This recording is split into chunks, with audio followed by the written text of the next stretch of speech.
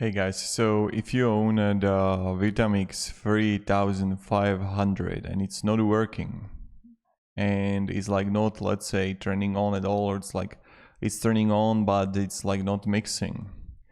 I was looking here on Reddit on how we can fix this issue, and it's something that I found. So the first thing is to try to just like unplug it, wait for 2-3 minutes, plug it back in. The first thing. The second thing, the guy wrote here, I finally managed to reach out to the super line. They were super helpful and I received a new jug in 24 hours.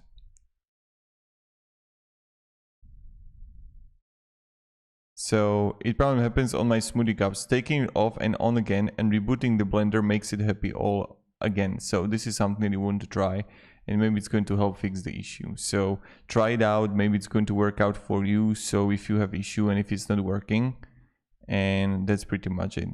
So thank you and have a great day and goodbye.